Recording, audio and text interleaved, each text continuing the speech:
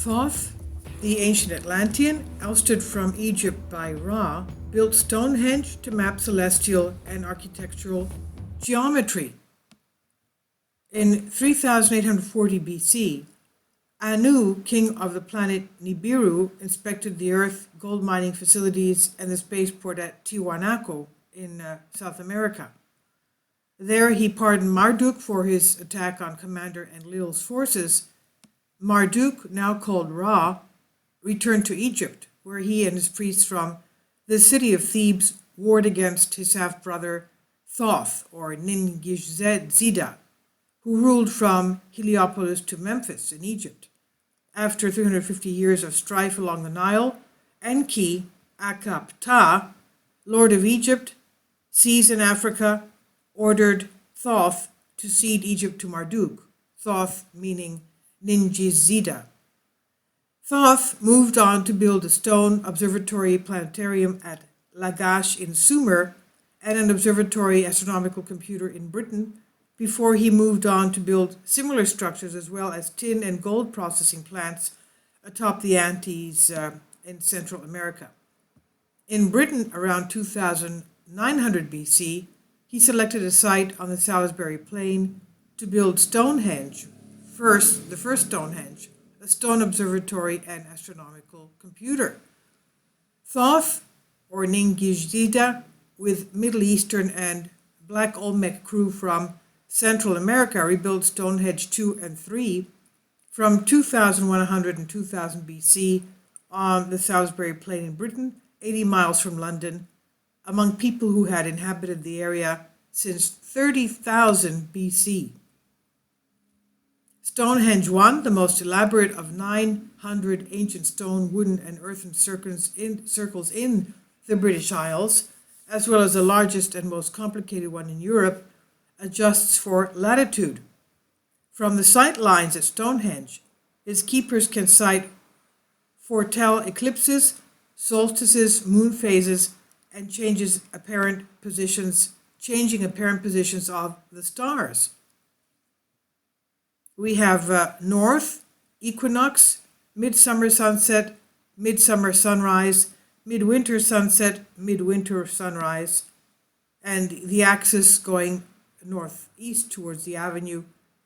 Now, Stonehenge features 30 upright stones, of which 17 remain, pairs of huge upright stone blocks, each about 13 feet high, connected at the top by a massive lintel stone to form freestanding trilithons erected in a semicircle, surrounded and turned by a massive circle of similar giant stones connected at the top by lintels carved to form a continuous ring around the paired uprights.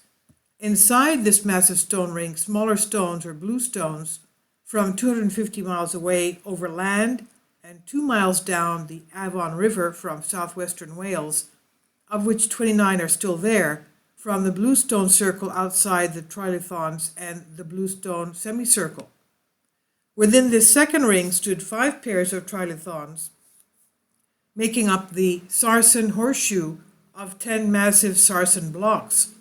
The innermost circle consisted of 19 bluestones that form the bluestone horseshoe.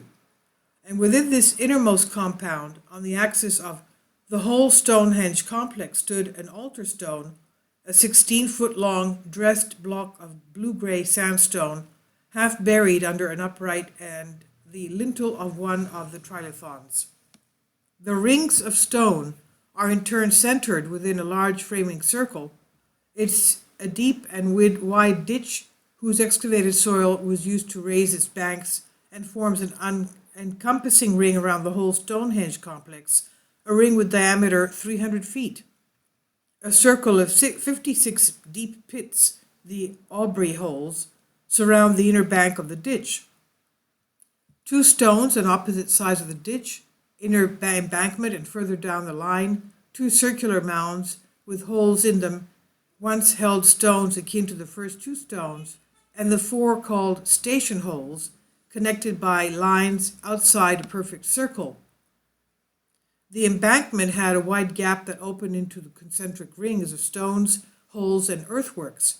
The opening in the ditch, oriented northeast, leads to a causeway called the Avenue.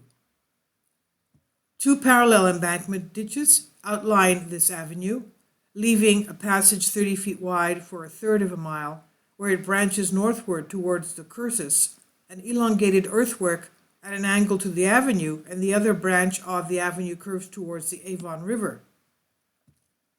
A line drawn through the center of the avenue passes through the center of the circles and holds to form the structure's axis, along which are marker stones, one of which, the heel stone, were placed along the axis. Some of the bluestone semicircles are missing. Some lie about as fallen giants. Stonehenge began with a ditch and a berm, an earthen circle with a circumference of 1,050 feet at its bottom, 12 feet wide, 6 feet deep. Digging up two raised banks within the outer ring of the circle are 56 pits. Ningizida, or Thoth, left the northeast part of the dirt ring undug as an entrance to the middle of the circle, and the two now missing gateway stones that flank the entrance. The entrance stones gave the heel stone, a massive boulder set 4 feet underground, 16 feet above, on a 24-degree angle around round points on which to create lines of sight down the avenue that movable pegs set into holes on the entrance's stones. Ningizida, or Thoth, put forth round station stones with a circle to form a perfect triangle that was the extent of Stonehenge 1, the earthen ring, an entranceway axis, 7 stones, and wooden pegs. About 2100 BC, Ningizida, or Thoth, directed the Wessex people to add 4-ton bluestones to Stonehenge, now called Stonehenge 2, a double bluestone circle thus surrounding Stonehenge 2. The builder shifted the heel stone, widened and realigned the avenue to keep up with the changes in the earth's tilt made in the sunrise point. Ningizida and the Wessex moved the altar stone when the remodeling began. Stonehenge 3, around 2000 BC, Ningizida, or Thoth, re-erected the heel stone and dug holes for new sidings. He completely dismantled the bluestone circle of Stonehenge 2. With Anunnaki sonar technology, he brought 75 50-ton sarsen stones from Marlbow Downs, 40 miles away. He incorporated 19 of these bluestones in a new inner oval of stones topped by lintel stones, and placed the other bluestones ready to be inserted in holes dug for 2 new circles not yet completed. He replaced the old entrance stones with 2 huge new ones. This is from Time 39 to 180, and this is from reference ankyspeaks.com, and it's on Humans Are Free by Alexander Light. Please leave your comments. Thank you.